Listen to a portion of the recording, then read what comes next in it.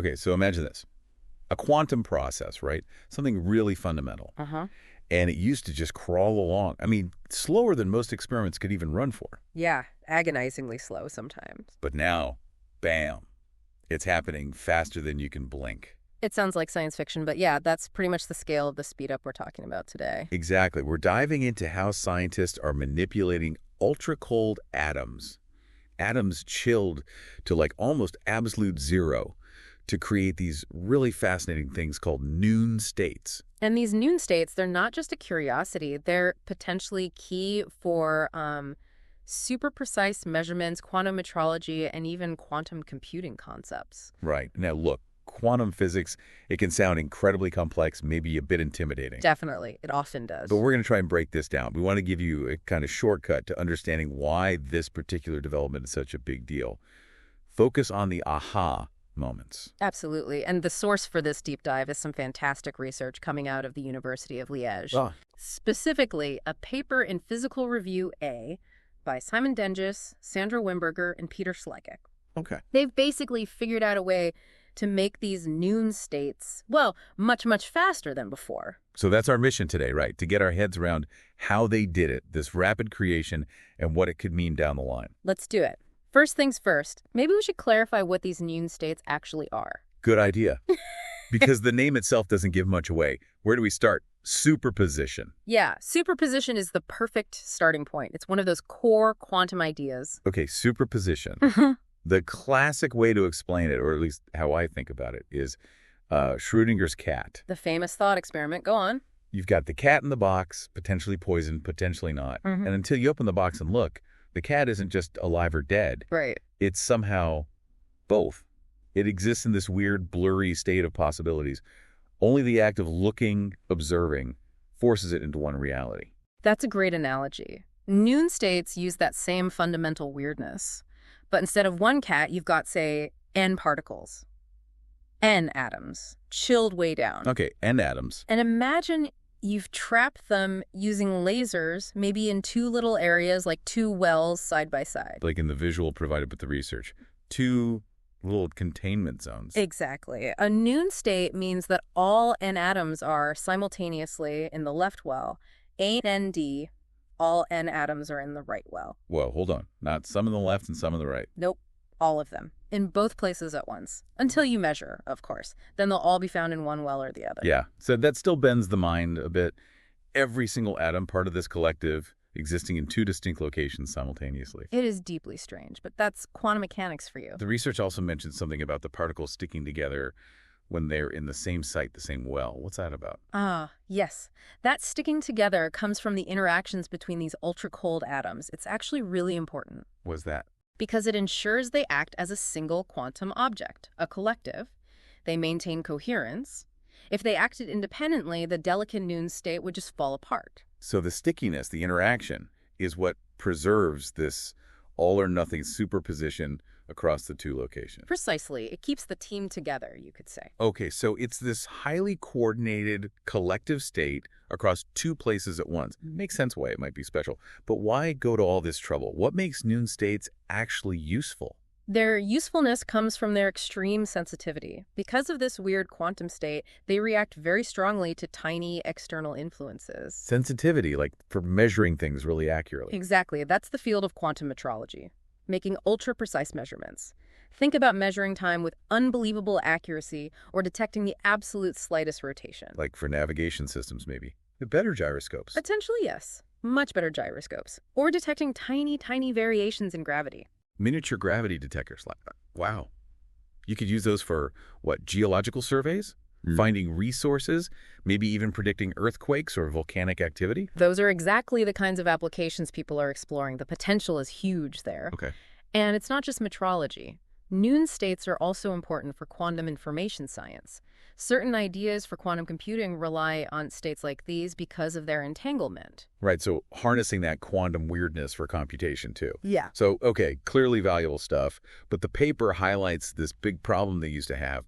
Making them took ages. Oh, yeah. That was the major bottleneck. Seriously long times. How long are we talking? Previous methods, especially with these ultra-cold atoms, could take tens of minutes. Sometimes even longer. Tens of minutes in a physics lab, that's That's practically forever, right? Things change. Systems drift. Exactly. Often the experiment itself couldn't be kept stable for that long. You'd run out of time, or the atoms would heat up, or the lasers would drift before you even finished making the noon state you wanted to study or use. So the potential was there, but you couldn't reliably get the key ingredient, an massive practical barrier. Absolutely. It held the field back for years.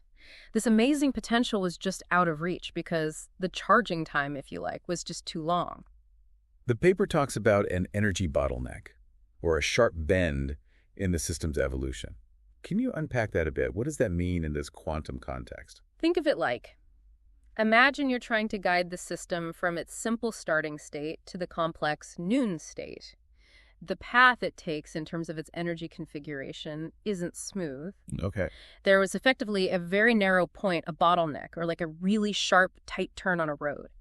To get through that point without crashing, without destroying the fragile quantum state, you had to go incredibly slowly. Like trying to carry a full cup of coffee through a crowded room. You have to slow right down for the tricky bits. That's a good way to put it. Any attempt to rush through that bottleneck just scrambled the state. You'd end up with, oh, well, not a noon state. Okay, that makes sense. So this energy bottleneck forced the slow speeds. What did the Liège team figure out? How did they get around this quantum traffic jam? Right, this is the really clever part. Simon Dengus and the team at Liège combined two powerful techniques, something called counterdiabatic driving and finding the optimal geodesic path. Okay, counterdiabatic driving and optimal geodesic path. Let's take those one by one. The paper uses a supermarket analogy for the path bit. Yeah, the geodesic path idea. Imagine you have a supermarket cart, but it's full of like really delicate crystal glasses. Oh. That's your fragile quantum state. Right, don't want to break those. Your goal is to check out the noon state. Yeah. And you want to get there fast, but without smashing anything. The optimal geodesic path is like finding the absolute straightest, smoothest route through the aisles. Avoids sharp turns, sudden stops. Exactly. It minimizes disruption. It lets you keep up a decent speed without jostling the cart too much.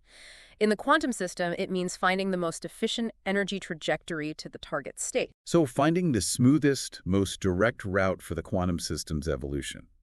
Makes sense. Now, what about counterdiabatic driving? The analogy there was a running waiter. Yes, the running waiter with a tray of water. That illustrates counterdiabatic control, or shortcuts to adiabaticity, as it's sometimes called. Okay. Think about the waiter speeding up or turning. The water in the glasses wants to slosh around because of inertia, right? It'll spill if he's not careful. So a skilled waiter anticipates this. As he accelerates or turns, he subtly tilts the tray against the slosh before it happens to keep the water level. Proactive stabilization. Precisely. Counterdiabatic driving does something similar for the quantum system. It applies extra, carefully calculated control fields, like tiny adjustments to the laser traps that actively counteract the unwanted excitations or disturbances that would normally occur when you try to change the system quickly. It cancels out the quantum sloshing. So you figure out the best path, the geodesic, and then you use this counterdiabatic driving to actively keep the system on that path smoothly, even when you're going fast. You've got it. It's like paving that smoothest path and having active suspension on your supermarket cart to handle any little bumps instantly. Okay, putting those two together sounds powerful. So they effectively, smoothed out that sharp bend, widened the bottleneck. That's exactly the outcome. Instead of a narrow, tight energy turn that forces you to slow down, their combined method creates a much broader, more gradual transition. Like turning that sharp corner into a gentle curve. Right. And on a gentle curve, you don't need to brake nearly as hard. You can maintain much more speed. The motorbike analogy in the research makes this clear too. The rider taking the smoother, wider turn, the Liège method, doesn't have to slow down like the one taking the sharp, tight turn, the old method. Exactly. It allows the system to evolve towards the noon state much, much faster without falling out of that desired quantum configuration. And the speed increase is, well, it's kind of mind-blowing, isn't it? Up to 10,000 times faster in some cases. It's a staggering improvement, orders of magnitude. And crucially, they didn't sacrifice quality for speed. They achieved really high fidelity, around 99%. That means the noon state they create at the end is almost perfect, extremely close to the ideal theoretical state. Wow. So it's fast and accurate. That's essential for any practical use, I imagine. Absolutely critical. You need both speed and precision. And to put concrete numbers on it, They took a process that might take, say, 10 minutes Uh-huh. and compressed it down to about 0.1 seconds. 10 minutes down to a tenth of a second. Yeah. Okay, that's not just an improvement. That fundamentally changes what's possible. It really does. It shifts the creation of noon states with ultra-cold atoms from being this extremely challenging, borderline, impractical laboratory feat To something actually feasible, something you can reliably do as part of a larger experiment. Exactly. It's a brilliant demonstration of how really advanced theory thinking about geodesic paths and counterdiabatic methods can directly solve a major experimental roadblock. Theory meeting practice to unlock potential. That's the story here. So going back to the applications we talked about, the supergyroscopes, the tiny gravity sensors, the quantum information ideas, this work makes them all seem much closer to reality now. Significantly closer. That time bottleneck was a genuine impediment. Removing it, or at least drastically reducing it, opens the door for real progress in actually building and testing devices based on these noon states. It's like the difference between having a recipe for a miracle drug, but needing a year to synthesize one dose, versus being able to make it in an hour. That's a fair comparison. The feasibility just skyrockets. Okay, let's try and wrap this up. The big takeaway here is that these researchers at the University of Liège have found this incredibly clever way to create noon states super fast. Right, using that combination of finding the optimal, smoothest path, the geodesic, and actively counteracting disturbances along the way, the counterdiabatic driving. And by doing that, they've smashed through this time barrier that was holding things back. Making the whole process thousands of times faster, down from minutes to fractions of a second, and with high accuracy, too. And for you, listening, hopefully this deep dive gives you a sense of how cutting-edge physics is tackling these really fundamental problems. Yeah, and how solving them can pave the way for technologies we can't even fully imagine yet. That leap in speed isn't just incremental, it's transformative. It really bridges the gap between theoretical possibility and experimental reality. So maybe the final thought to leave you with is this. Now that we can create and manipulate these ultra-delicate, powerful quantum states with this kind of speed and precision, what happens next? What new kinds of sensors might we build? What new computing paradigms might emerge? Exactly. How might these breakthroughs in the abstract world of ultra-cold atoms eventually filter down and change the technology we interact with every single day? Something to ponder.